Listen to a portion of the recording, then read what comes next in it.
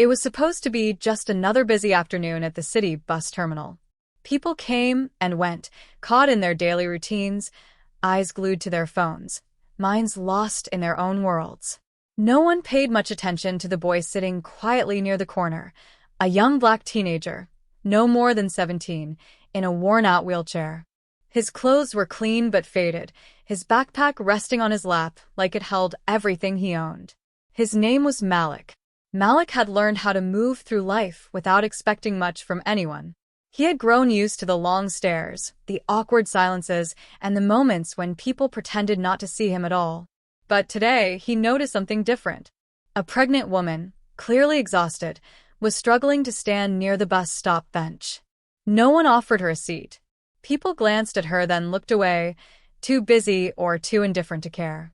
Malik didn't think twice. Using his arms, he pushed himself forward and gently called out to her. "Ma'am, you can sit here," he said with a kind smile, motioning to the only space next to the bench. He shifted himself slightly so she could lean and rest. She hesitated at first, maybe surprised by the offer, but then smiled warmly and sat down. "Thank you," she said, clearly relieved. Malik simply nodded.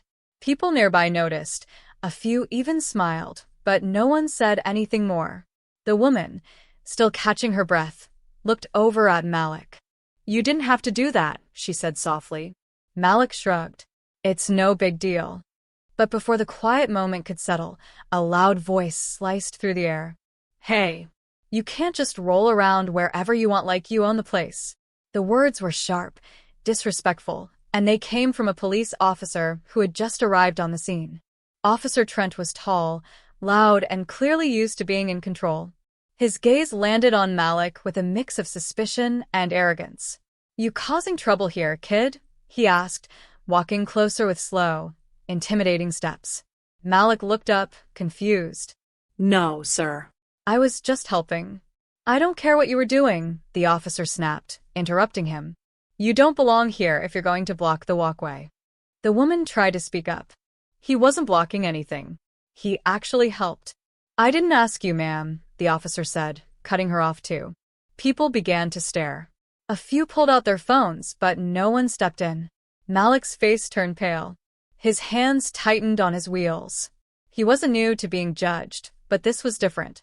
The officer was mocking him, making comments under his breath about kids these days playing hero and acting out to get attention. But Malik stayed calm.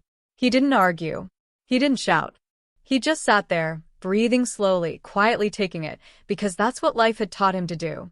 Until a sleek black SUV pulled up right at the curb. The door swung open, and a man in a sharp black suit stepped out, tall, calm, and with a presence that made people move without being asked. He looked around, spotted Malik, then turned his eyes to Officer Trent. His voice was deep and steady. "Is there a problem here, officer?" Trent straightened, clearly thrown off. "Who are you?" The man pulled out a badge without saying another word. It gleamed in the sunlight. "FBI. I'm his father." The crowd gasped. Even the officer took a step back. Malik's face softened with relief, just slightly. But the tension didn't break. The woman who had taken the seat looked from Malik to the suited man, eyes wide. Then, almost nervously, she reached into her coat pocket and pulled out a small folded note. She handed it to Malik with trembling hands. He looked down, confused. Slowly, he opened the note. What was written inside would change everything. But just as he began to read, the sound of a second siren echoed in the distance, drawing closer. Malik held the note in his hands like it was something fragile, something sacred. His eyes scanned the handwriting slowly, his lips moving just a little as he read. The woman watched him carefully, her hands folded tightly in her lap. She looked nervous, almost regretful, like maybe she hadn't expected this moment to arrive so soon, or maybe she hadn't expected to go through with it at all. The FBI agent, still standing tall beside Malik, turned his eyes toward her. His expression was unreadable, but his silence spoke volumes. He hadn't said anything else after revealing who he was. He just stood there, one hand in his pocket, the other resting near his belt. The way he carried himself made it clear, he wasn't just a father. He was trained, disciplined, watchful. Malik looked up from the note, his brows drawn close. Is this real? He asked the woman. His voice was quiet, like he was trying not to let it crack. She didn't answer right away. Instead, she looked down at her lap. Yes, she whispered after a moment. It's real. Before anything else could be said, the second siren grew louder, and a marked police car pulled into the terminal's side entrance. Another officer stepped out, this one older, calmer. He had a clipboard in one hand, a radio in the other. He scanned the crowd, spotted the situation immediately, and walked over briskly.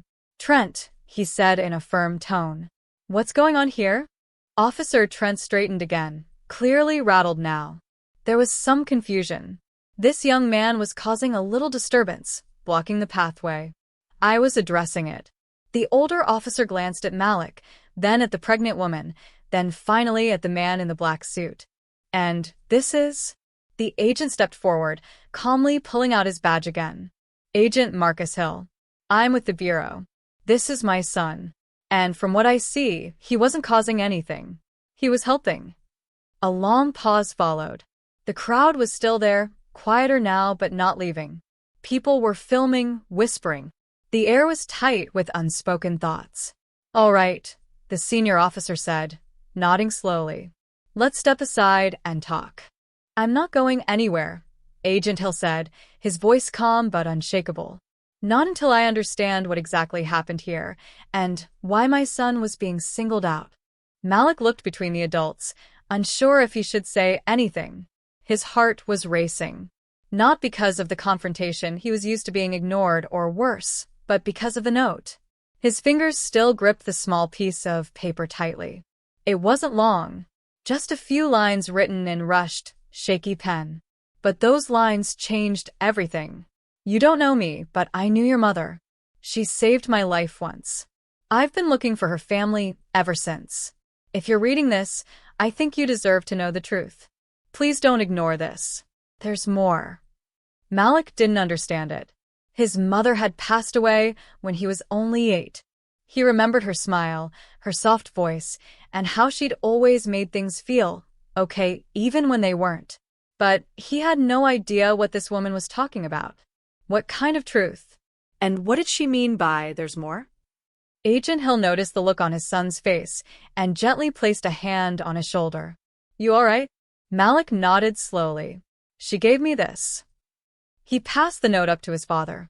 Agent Hill read it silently, his jaw tightening just slightly. His eyes flicked back to the woman. What exactly do you know about my wife? He asked, voice controlled but direct.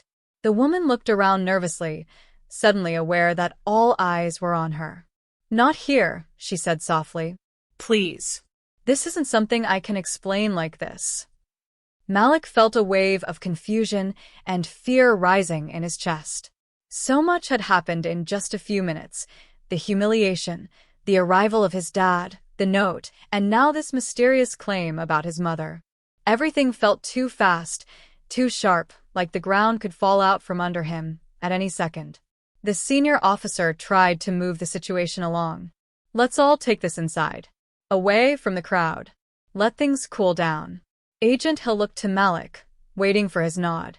Malik agreed quietly, and they started to move toward the nearby transit office. The woman stood too, holding her coat tight around her belly.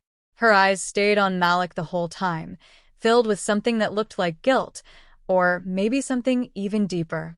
Inside the office, things were quieter. The windows muffled the street noise, and the hum of an old vending machine filled the silence. They all sat, except for Agent Hill, who remained standing. The woman sat across from Malik, her hands resting on her stomach as if drawing strength from the new life growing inside her. My name's Claire, she said finally, her voice steadying. A long time ago, when I was in real trouble, your mom helped me. I didn't know her well, but what she did for me, it saved my life. She never asked for anything in return. She just helped. Malik watched her carefully. What kind of trouble? Claire shook her head. I can't talk about that yet. Not here. But I need you to trust that I'm not lying. I only just recognized you because of your last name and your eyes. You look like her. Agent Hill narrowed his eyes slightly. Why now? Why give him this note like that? In public. I didn't plan to, she admitted. I saw him help me. And it just hit me. It was like watching a piece of her again. I thought maybe it was a sign. Agent Hill crossed his arms. We don't believe in signs. We believe in facts. Evidence. Claire nodded. Then I'll give you that. I have something I've kept for years. It belonged to her. I didn't know how to find you before. I only recently started digging again. She paused, then looked at Malik. But the way you helped me today, that's what your mom would have done. And it gave me the courage to finally say something. Malik didn't know what to feel. Part of him wanted to believe her, to believe that there was more to his mom's story than just the quiet, tired woman he remembered. But another part of him was scared. What if it wasn't true? Or worse, what if it was? Before anything else could be said, Agent Hill's phone buzzed. He answered quickly, stepping away. Malik sat in silence, his thoughts racing. Claire looked down, breathing deeply. And then she whispered something under her breath. I think someone's still looking for me. Malik turned sharply toward her. What? She looked up at him, her eyes wide. I've been getting followed. For weeks. I didn't think they knew who I was, but if they saw me hand you that note. She didn't finish the sentence. Agent Hill returned, his expression unreadable. We need to go, he said, his tone shifting. Now. Malik looked at him. What's going on? His father glanced at the door, then at Claire. There's a black van parked outside. Unmarked. It showed up right after we walked in. The room fell silent again. And outside, through the frosted glass, shadows began to move. Malik could feel the chill crawling up his spine. He looked out the window, trying to make out the shape of the van through the frost. It was parked just far enough to avoid suspicion, but close enough to watch. The engine was still running. No one had stepped out, but the tension in the room tightened like a knot being pulled tighter with every second that passed. Agent Hill stayed near the door, his eyes fixed on the glass. They're not just watching, he muttered. They're waiting. Claire gripped the edge of the table. I told you, she said, her voice trembling. Someone's been tracking me. I started getting strange phone calls a few weeks ago. Then I noticed the same car behind me more than once. I thought maybe I was being paranoid, but now.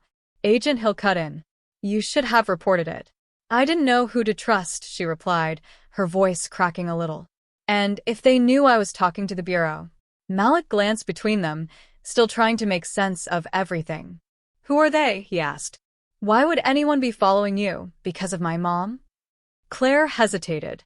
She reached into her coat slowly, pulled out a worn wallet, and opened a small hidden pocket. Inside was a photograph, old, faded at the edges. She handed it to Malik. This was taken the night your mom helped me, she said. I never forgot her face. Malik looked at the picture. His mother stood next to a much younger Claire, their arms linked, both smiling nervously. It didn't look like a planned photo, more like something captured in a rush. But it was her, his mom. And she looked different, stronger, focused, like she was in the middle of something serious.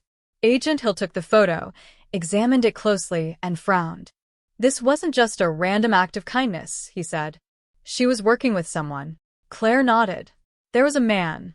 He was involved in something big, corporate fraud, international accounts, things I didn't understand back then. But he had dirt on powerful people. I got caught up with him. And your mom, she helped get me out. Malik stared at her, confused. So what happened to him? That man. Claire shook her head. I don't know. He disappeared. Vanished. No one ever found out what happened to him.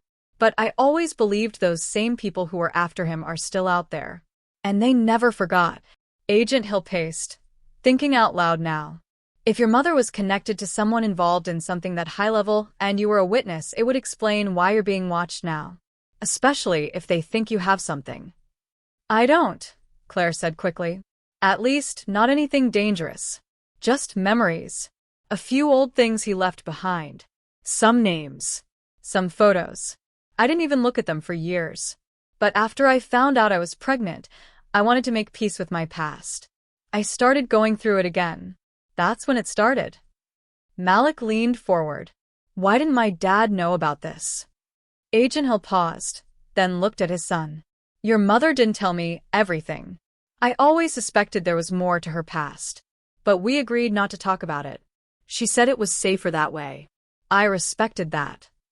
Claire looked up, guilt in her eyes. I should have come forward sooner. I didn't know how. But when I saw him, she motioned to Malik, and the way he helped me, just like she did, I couldn't walk away again. The sound of a door creaked outside the office, and everyone froze. Agent Hill stepped quietly toward the edge of the window. He peeked through the blinds. One of them's out of the van. He's walking around the building. Claire's face turned pale. We need to go. Now. Where? Malik asked, trying to keep his voice steady. Where can we even go? Someplace safe, Agent Hill replied. And somewhere quiet. I know a safe house. But we'll have to move smart. Claire hesitated. If they see me with you, it could escalate. Agent Hill pulled out his phone, dialing quickly. Then we move separately. I'll have backup pick you up from the east exit in 5. Malik comes with me. As he gave instructions, Malik turned toward Claire again. His mind was racing. None of this felt real. Just an hour ago, he was offering his seat to a stranger. Now, that simple act had pulled him into a storm he didn't understand. Why me? He asked, his voice almost a whisper. Claire looked at him, eyes glassy. Because you reminded me what courage looks like. And I owed your mom the truth. Whether you wanted it or not. The door clicked as Agent Hill ended the call. All right. Backup is en route. We move in 3 minutes. But before they could stand, Malik's phone buzzed. He glanced at it. An unknown number. He didn't answer. A few seconds later, a message popped up on the screen. Stop digging. Or the past won't be the only thing that gets buried. He showed it to his dad without a word. Agent Hill took one look and his jaw tightened. They know we're inside. Claire stared at the screen, her hands shaking. We're not dealing with street thugs, Agent Hill muttered. Whoever's behind this has resources. Surveillance. Maybe even someone on the inside. Malik's chest felt tight. His thoughts were spinning, but one thing was clear. The truth about his mother, about what she had done, wasn't buried after all. It was waiting. And now it was coming back, dragging him, his father, and a pregnant woman into something much bigger than any of them had expected. Outside, footsteps echoed again. Closer this time. No one in the room moved. Then the lights flickered. Once. Twice. And the door handle began to turn. The door handle turned slowly, so quietly that the sound barely registered, but inside the small office, every breath stopped.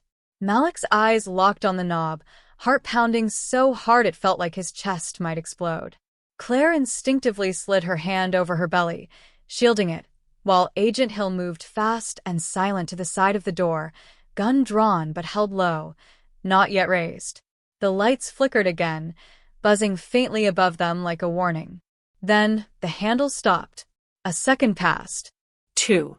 No one entered. Agent Hill motioned with his hand for Claire and Malik to stay low. He inched toward the door, pressed his ear against it. The hallway outside was dead silent. Too silent. No movement, no voices. Just the sound of Malik's shaky breath and the hum of the vending machine.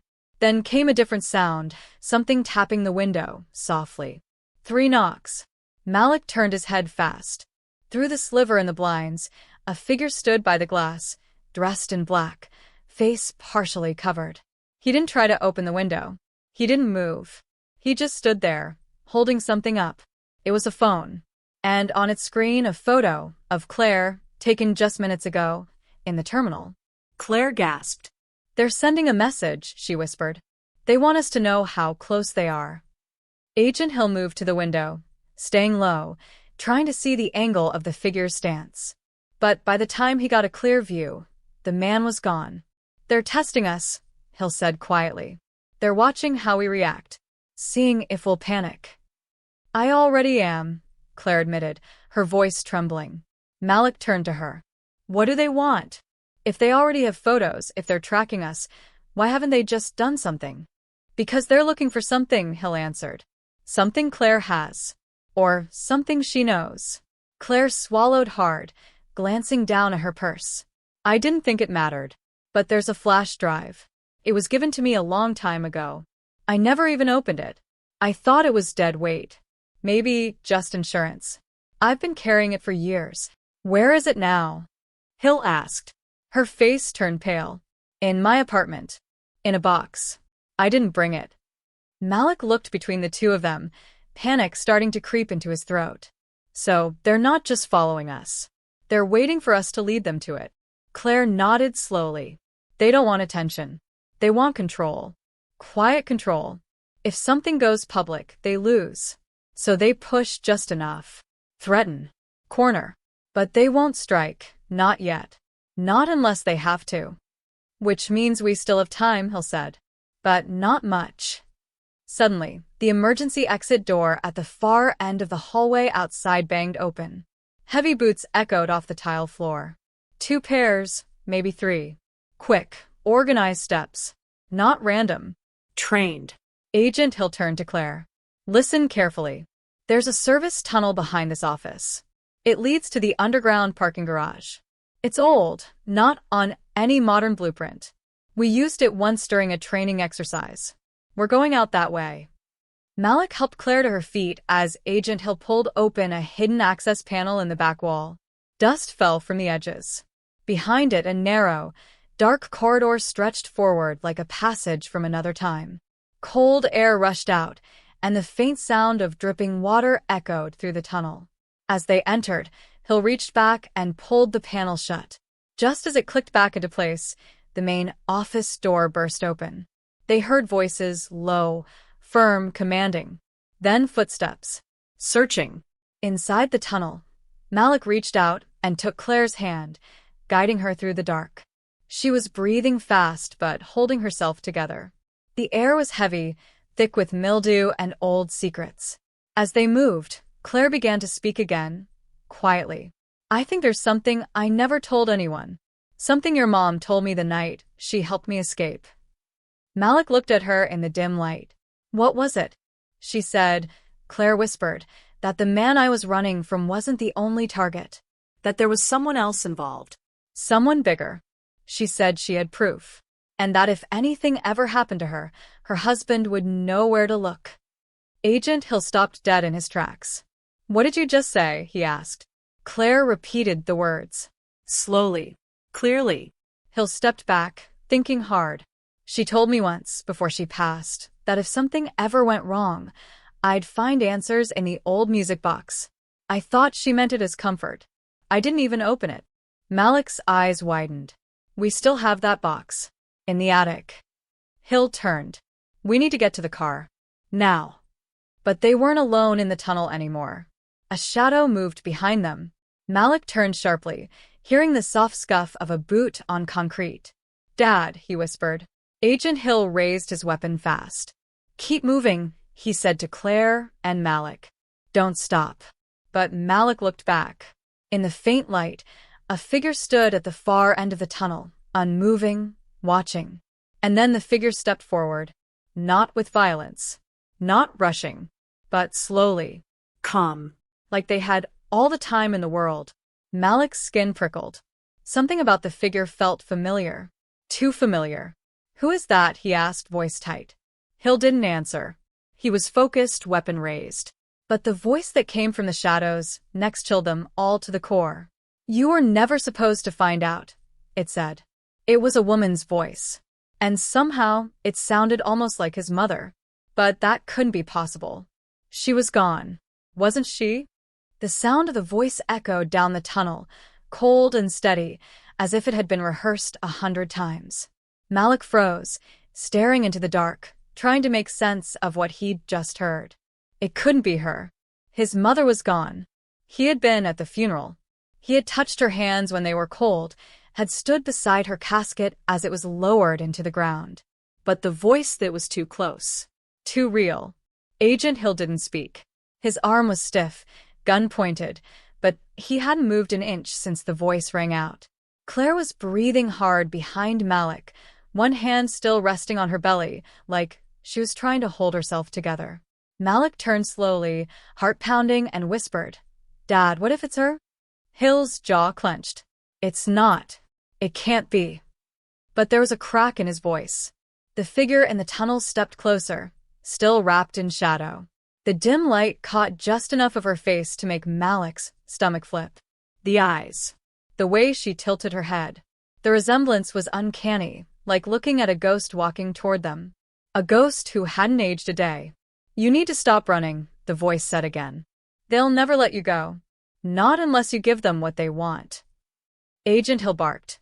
"Who are you? Show yourself, now." The woman stopped. Silence followed. Then she reached into her coat slowly, cautiously, and pulled something out, a worn leather locket. She tossed it gently down the tunnel. It landed near Malik's feet with a soft thud. Malik bent to pick it up, hands trembling. As soon as he touched it, something inside him shifted. He knew this locket. He had seen it 1,000 times as a kid. It belonged to his mom. Inside, folded neatly, was a photo, a very old one, of his mom, smiling, holding him as a baby. The back had a handwritten note, "For when the truth comes for you." His chest tightened. He looked at his dad. Agent Hill's face had gone pale. Before they could ask another question, the woman turned and vanished into the tunnel, disappearing between shadows and walls like smoke.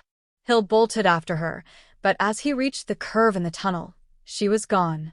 The tunnel split there, one path to the garage, the other to the boiler rooms beneath the airport. Too many directions. No sign of her. "She's gone," he muttered. Malik stared at the empty corridor. Was that really her? "I don't know," Hill replied. "But if it wasn't, someone's gone to terrifying lengths to make us think it is." Claire stood silently behind them, shaken. "Maybe that's the point.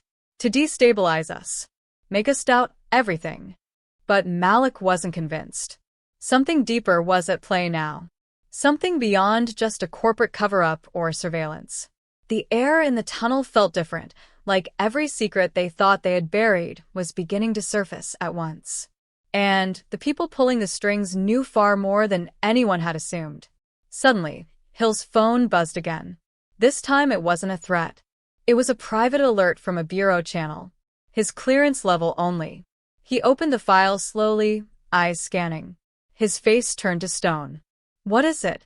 Malik asked. Hill didn't answer right away. He just turned the phone to face them. On the screen was a decrypted message pulled from a dormant file in a protected database. One flagged years ago as unrelated, until now. It was from a covert source, never verified. But the subject line was loud and clear. Operation Echo. Subject believed deceased. May be active. Surveillance warranted. Do not engage until target retrieves package. Below that, a surveillance photo. Blurry. Dated just 4 months earlier. It looked like his mom. Or someone who had her face. Claire gasped. This isn't a coincidence." Malik stared at the screen. "Are you saying she faked her death?" "I'm saying," Agent Hill replied carefully, "there's a chance she never died. Or she didn't die the way we were told." Everything they knew was breaking apart piece by piece. The enemies in the van, the warning message, the shadowy woman in the tunnel. All of it was connected. But now, the stakes had jumped even higher. If Malik's mother had faked her death, or worse, had been forced to disappear as part of some covert operation, then they were dealing with something much bigger than revenge or blackmail. They were in the middle of something orchestrated. Something meant to be buried forever. And Malik, he was the thread that could unravel it all. A crackling voice suddenly came through Hill's radio. "Agent Hill, we've got movement near your vehicle. 2 individuals attempting to access the trunk. You need to exit immediately." He cursed under his breath. They found the car. Claire grabbed Malik's arm. "What do we do now?" Hill turned, eyes scanning the darkness ahead. "We stick to the plan. We make it to the safe house. And we open that music box." Malik clutched the locket tighter in his hand. "What if what's inside changes everything?" Hill looked him straight in the eye. "Then we deal with it. But no more hiding." They started moving again, faster now. But the echo of the woman's voice lingered in Malik's mind, growing louder with every step. You were never supposed to find out, and now that they had, there was no turning back. The garage was nearly empty, quiet except for the distant hum of a generator and the low buzz of fluorescent lights overhead. Agent Hill led the way, hand on his weapon, every step sharp with caution. Claire and Malik stayed close, hearts pounding as they moved toward the black SUV tucked behind a row of rusted maintenance vans. It looked untouched, but Hill knew better. Surveillance always came before contact. He scanned the surrounding area, eyes alert, body still tense from the encounter in the tunnel. He popped the trunk, just enough to check for trackers. One blinked faintly under the bumper, small, professional. He yanked it off and crushed it under his boot. "No more watching," he muttered. Claire climbed in first, settling back as best she could. Malik followed, sliding beside her in the back.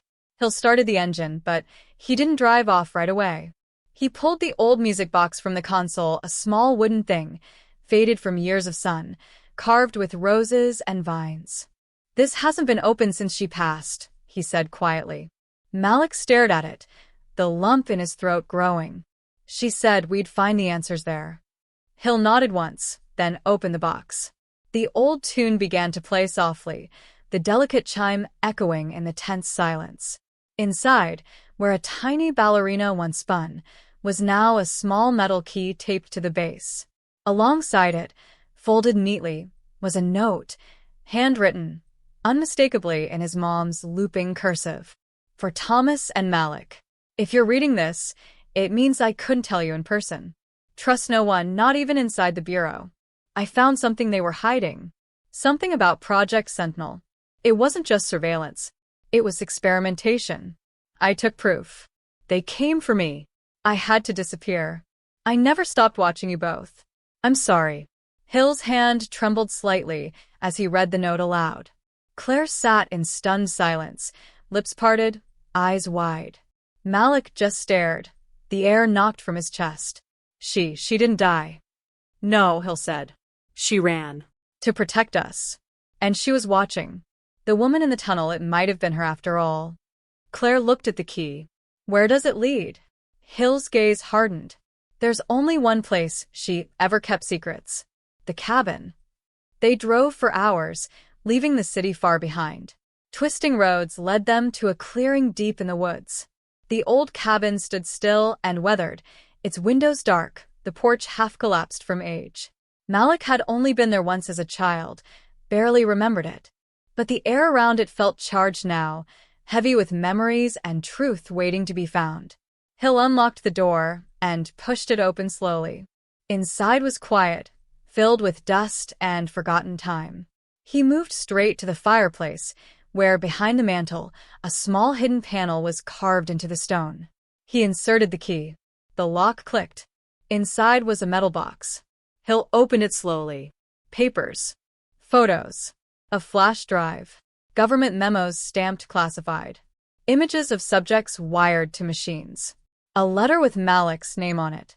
He picked it up, hands shaking, and read silently. His eyes filled with something Malik had never seen in his father before.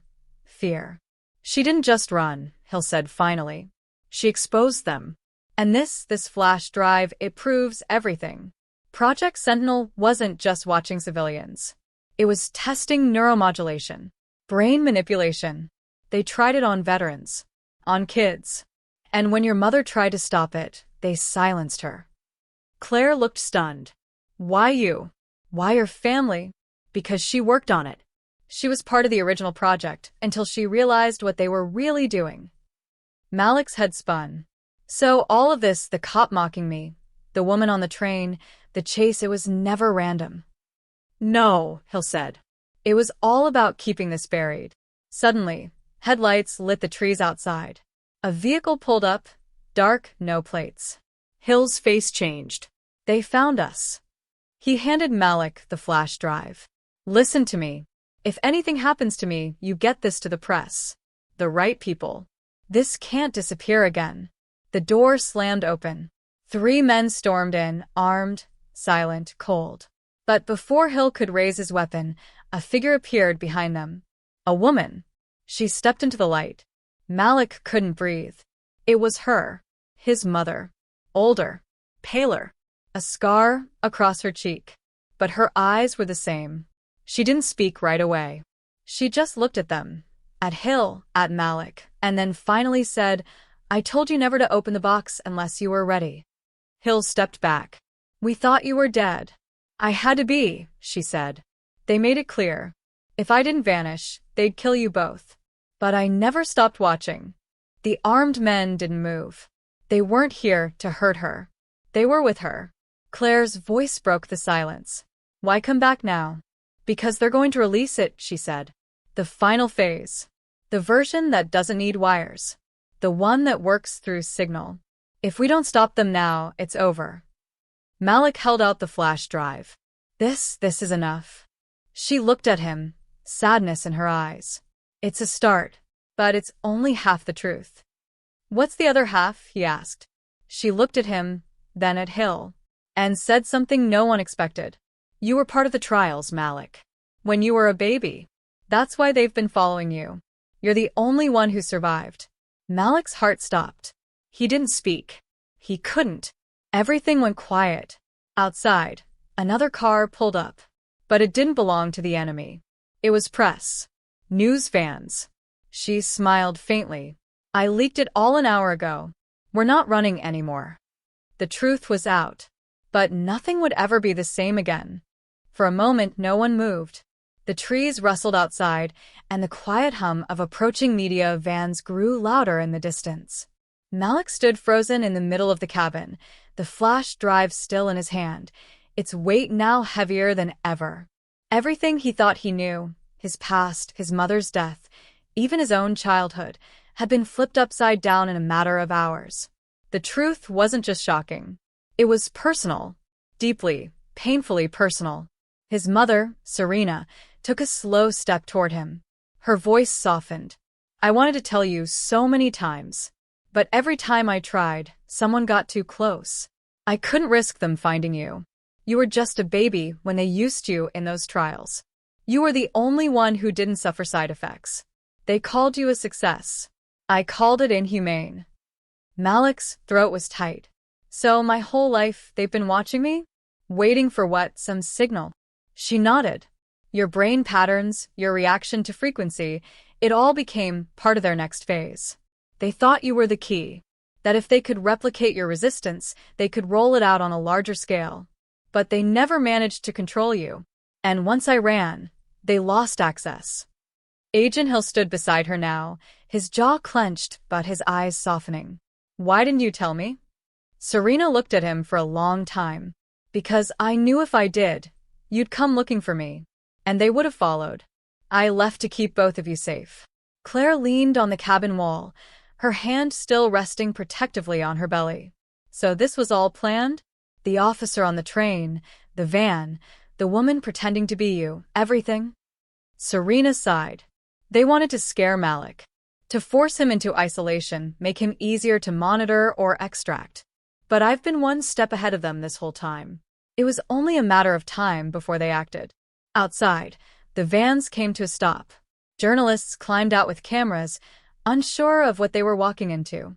Malik saw a few familiar faces, people his dad had worked with at the bureau, now reporters, some who owed favors, some who still believed in the truth. This was it. The moment his mother had spent years preparing for. Agent Hill walked outside first. "I'll handle them. Let them know we'll give a statement. But we need a moment." As he disappeared into the light, Serena placed a hand on Malik's shoulder. "I'm sorry for everything. For missing birthdays.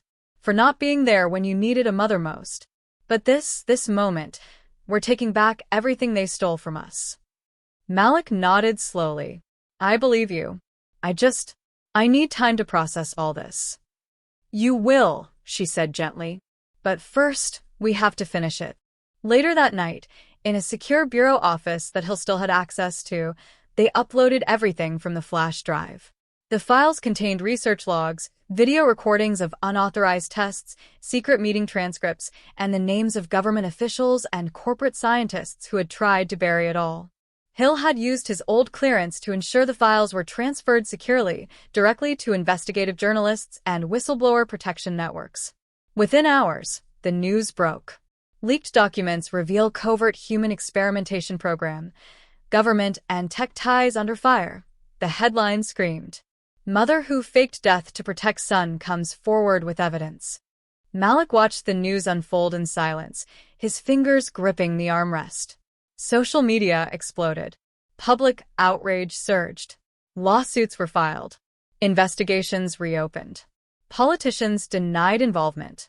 But Serena had already prepared detailed timelines connecting dates, documents, and names. There was no escaping the truth now. Claire sat beside him, a hand on his. "You did it." "We all did," he replied. The next few days passed in a blur. Serena turned herself in, not because she had committed a crime, but because she wanted full immunity to testify.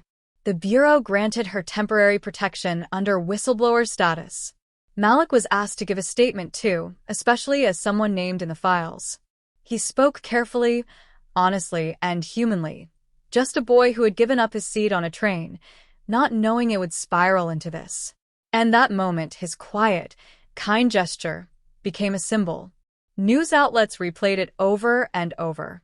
Black teen gives seat to pregnant white woman, uncovers massive government cover-up in unexpected twist. The clip of him being mocked on the train by the officer was also part of the narrative.